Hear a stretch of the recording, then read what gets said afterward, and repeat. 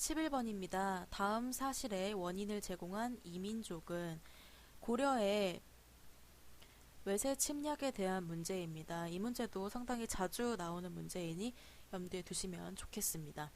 보기를 보겠습니다. 수도를 개경에서 강화도로 옮김, 국난 극복 염원을 담은 8만 대장경을 제작함. 정답은 바로 3번 몽골족 원나라에 대한 이야기입니다. 고려는 꽤 여러 번의 이민족 침입을 겪습니다. 고려가 겪었던 이민족 침입에 대해서 간단히 짚고 넘어가겠습니다.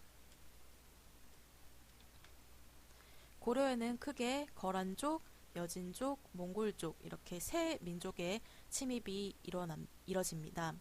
거란족은 총 3차에 걸쳐서 고려를 침입하게 되는데 이 중 1차와 3차가 중요합니다. 1차 침입에서는 서희가 소선영과 만나 외교 담판으로 싸움 없이 거란을 물리친 사건이고 3차에서는 우리가 잘 아는 강감찬 장군의 귀주 대첩으로 거란족을 물리칩니다. 이후 여진족이 고려의 국경 지역에서 국민들을 약탈하고 행패를 부림에 따라서 윤관에게 별무반을 구성하여 여진족을 소탕하게 됩니다. 마지막으로 몽골족이 무신 정권이었던 최씨 정권을 공격해오는데 이때 긴 항전 끝에 결국은 무릎을 꿇고 맙니다. 여진족을 소탕하는데 큰 역할을 했던 별무반과 몽골족의 침입에서 나오는 삼별초를 헷갈리시는 분이 많습니다. 같은 별자가 들어가서 그런 것 같은데요. 윤관의 별무반 같은 경우에는 여진족을 소탕하기 위해서 만들어진 특수부대였고 몽골족은 몽골에게 계속 져서 수도를 옮기는 과정에서 끝까지 저항하며 몽골에게 뜻을 굽히지 않았던 그런 단체입니다.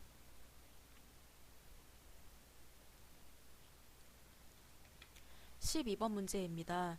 보기에서 고려의 공민왕이 실시한 정책을 모두 고른 것은 이 공민왕은 고려시대 파트에서 아주 중요하게 다루어지는 왕 중 하나입니다.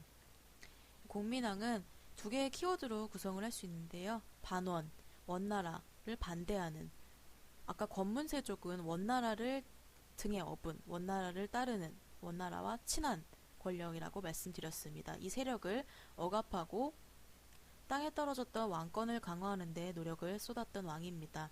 공민왕이 했던 정책들을 살펴보도록 하겠습니다. 우선 첫 번째로 조정에 판을 치고 있었던 친원 세력을 숙청하게 됩니다. 이 친원 세력의 대표적인 사람은 기철이라는 사람입니다.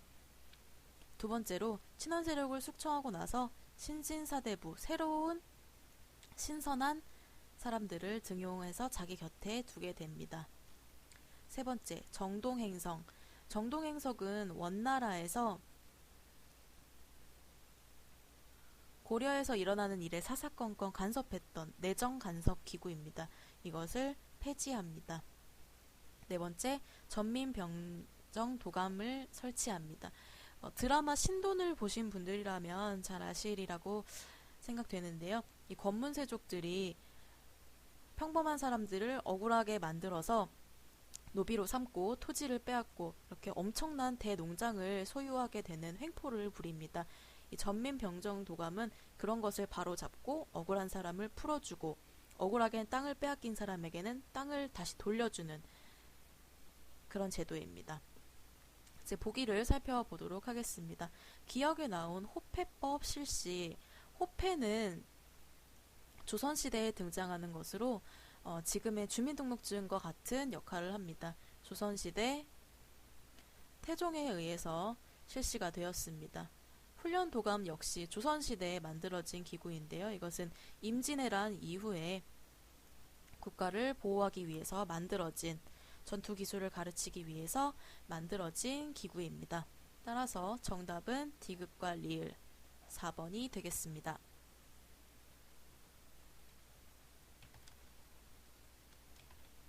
13번 문제입니다. 경국대전에 대한 설명으로 옳지 않은 것은 경국대전은 조선시대의 법전입니다. 정답은 1번이고요. 나머지 2번, 3번, 4번 보기를 보면서 경국대전에 대한 설명을 하도록 하겠습니다. 경국대전은 조선 왕조 통치의 기틀이 된 기본 법전입니다. 그리고 세조 때 편찬하기 시작하여 성종 때 완성되는 법전입니다. 이 법전의 완성으로 유교적 통치 질서가 정비되었습니다. 정답은 1번인데요. 1번의 김부식이라는 사람은 고려의 사람입니다. 고려의 사람이고 이 사람이 왕명에 의해서 편찬한 책은 바로 삼국사기입니다. 이 삼국사기와 비슷한 이름으로 삼국유사가 있는데요. 삼국유사는 일연에 의해서 지어진 전혀 다른 서적이므로 헷갈리시지 않길 바라겠습니다. 14번 문제입니다. 다음 내용에 해당하는 조선의 관리 등용 제도는 양인 이상 응시가 가능함, 문과, 무과, 잡과로 구성됨, 정시시험인 식년시와 특별시험인 별시를 실시함. 이 보기가 딱히 없었더라도 조선의 관리 등용 제도의 가장 기본은 과거제도입니다. 과거제도는 관직으로 진출할 수 있는 가장 일반적인 루트였던 것으로 보입니다. 두 번째 음서제는 귀족 가문의 자제가 시험 없이 관직에 오를 수 있는 제도입니다. 청거제는 음서제와 약간은 비슷한데 이 고위 관료의 자제가 아닌 사람이 추천으로 관직에 들어올 수 있는, 지금으로 치면 특별채용이라고 볼 수 있겠습니다. 4번에 있는 독서 상품과는 신라의 관리 등용 제도입니다. 15번과 16번 문제입니다. 먼저 15번 보겠습니다. 임진왜란에 대한 설명으로 옳은 것은 임진왜란은 1592년에 일본, 외나라에서 조선을 침략한 사건입니다.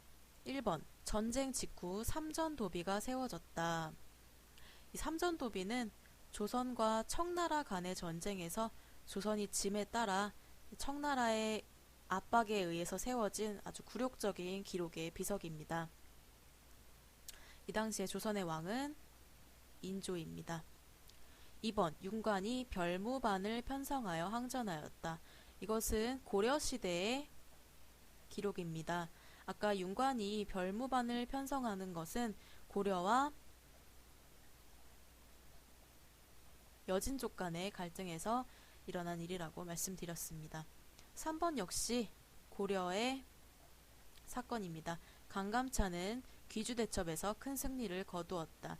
이것은 고려와 거란, 그 중에서도 3차 침입에서 일어난 일입니다. 4번, 이순신이 연승을 거두며 제해권을 장악하였다. 요즘 영화 명량이 아주 큰 인기를 끌고 있는데 이것을 보신 분이라면 자신있게 체크하셨을 거란 생각이 듭니다. 16번, 다음에서 설명하는 문서는 조선시대 벼슬을 받는 사람의 이름을 비워둔 임명장으로 주로 양난 이후 정부가 부족한 재정을 메우기 위해 발행하였다.